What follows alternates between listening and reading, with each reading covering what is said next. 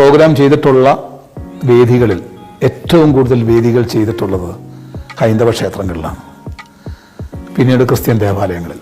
വളരെ കുറച്ച് മാത്രമേ ഉള്ളൂ ഞങ്ങളുടെ സമുദായത്തിൻ്റെ പ്രോഗ്രാം ചെയ്തിട്ടുള്ളൂ. അത് തന്നെ വല്ല സംഘടനയുടെയും പ്രോഗ്രാം ആയിരിക്കും. അപ്പോൾ എല്ലാവരും ചോദിക്കുന്ന ഒരു ചോദ്യമുണ്ട്.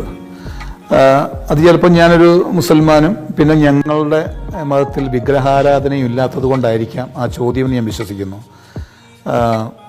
മറ്റ് അമ്പലങ്ങളിലും പള്ളികളിലും ഒക്കെ പോകുമ്പോൾ അവിടുത്തെ ദൈവങ്ങളെ തൊഴാറുണ്ടോ, ആ വിഗ്രഹങ്ങളെ തൊഴാറുണ്ടോ എന്നൊക്കെ എന്നോട് ചോദിക്കാറുണ്ട്.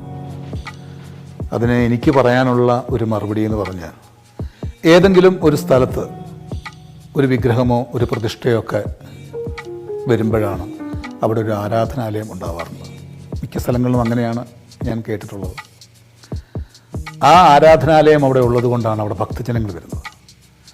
ആ ഭക്തജനങ്ങളുടെ സന്തോഷത്തിനും അവരുടെ ഒരു കൂട്ടായ്മയ്ക്കും ഒക്കെ കൂടി തന്നെയാണ് ഉത്സവങ്ങൾ ഉണ്ടാവാറുള്ളത്.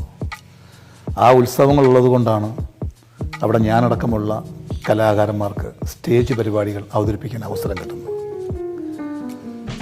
ആ സ്റ്റേജ് പരിപാടികൾ അവതരിപ്പിച്ച് കിട്ടുന്ന വരുമാനമാണ് എൻ്റെയും എൻ്റെ കുടുംബത്തിൻ്റെയും എന്നെപ്പോലെയുള്ള ആയിരക്കണക്കിന് കലാകാരന്മാരുടെ കുടുംബത്തിൻ്റെയും അന്നം എന്ന് പറയുന്നത്.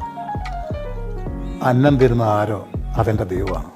അത് ഏത് മതത്തിൽപ്പെട്ട ദൈവമാണെങ്കിലും അന്നം തരുന്ന ദൈവത്തെ തൊഴുന്നതിന് എനിക്ക് ഒരു മടിയും